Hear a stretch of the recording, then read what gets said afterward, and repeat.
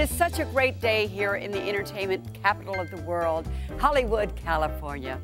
You know, there are some things that are so unique they could only exist right here in Tinseltown. One such place is the Hollywood Forever Cemetery. It's not just the final resting place for entertainment royalty. It's a one-of-the-kind Hollywood experience, complete with elaborate tombstones and all the glitz and glam of a red carpet premiere. Take a look. The Hollywood Forever Cemetery is the place where many of Tinseltown's favorite stars have staged their final acts, complete with lavish funerals and stately monuments. My name is Karie Bible, and I'm the historic tour guide at the Hollywood Forever Cemetery. In the early years, it was very vogue, and it was very much the place where if you were a prominent Angelino, a wealthy Angelino, a movie star, this is where you wanted to be buried. We have everybody from Confederate soldiers to gangsters to movie stars to city founders to a guy who died on the Titanic.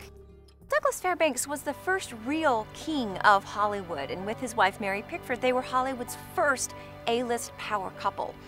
And when he died, it was obvious that a funeral and a burial for a king would only do. So it's very lavish, it's very, very elaborate and ornate because he was the first king of Hollywood.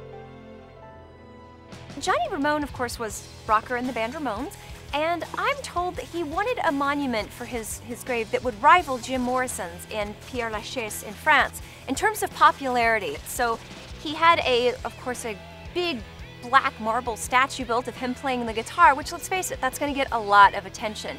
Many times when I do my tour here, there's a lot of teenagers sitting and hanging out on that thing or leaving beer cans or guitar picks or roses. Hattie McDaniel, of course, was the first African-American actress to win an Academy Award for Best Supporting Actress for Gone with the Wind in 1939. Well, when she died of cancer in 1952, her final wish was to be here. Jules Roth was a racist and told her family no, so she was instead buried at LA's Rosedale Cemetery.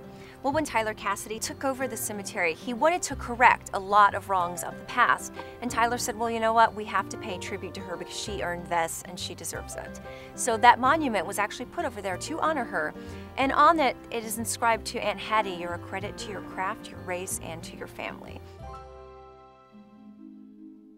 Rudolph Valentino is probably the most visited grave here. A lot of the male movie stars were more or less the all-American clean-cut man types, and Valentino wasn't. He was Italian, he was overtly sexual, he was unapologetic, and women loved it. He died very suddenly. He was 31 years old, and it was shocking. I mean, there were literally women committing suicide. Over 10,000 people lined the streets of New York to see his body lying in state. His body was shipped out here by train from New York to Los Angeles, and he was broke. And so June Mathis, the great screenwriter who had discovered him, she said, you know what, I've got some family cribs. Why don't we just put him in one of my crypts and then we'll figure out what to do later? That didn't exactly work out very well. June Mathis herself collapsed and died of a massive heart attack 11 months after Valentino. Now, on the day Valentino was laid to rest here, a young woman showed up wearing black and a veil, and she put roses on Valentino's grave, and every year on the anniversary of his death, she would show up in the black with the veil and place the roses on the grave, and it sort of became the legend of the Lady in Black. I decided to be the newest Lady in Black. I love Valentino, and I love the silent era, and my goal is just sort of to make that interesting to a whole new and hopefully younger generation of people. Now, of course, we all know that Hollywood is the center of the movie world, but Hollywood Forever has taken it one step further. Since 2001, thousands of moviegoers have gathered at the cemetery to watch classic movies with the pioneers of Hollywood. Well, at least among them. Film fans bring snacks, picnic blankets, and loads of curiosity as movies like Hitchcock's Vertigo are projected onto the mausoleum of Rudolph Valentino. Talk about your diehard fans. Well, Hollywood Forever is also the place for some very clever last words. The tombstone of Dee Dee Ramone from the rock group The Ramones says simply, okay, I gotta go now. Actress Joan Hackett's reads, go away, I'm asleep. And my favorite is the tombstone of cartoon legend and man of 1,000 voices, Mel Blanc. His epitaph reads simply, that's all, folks. Like they say, only in Hollywood.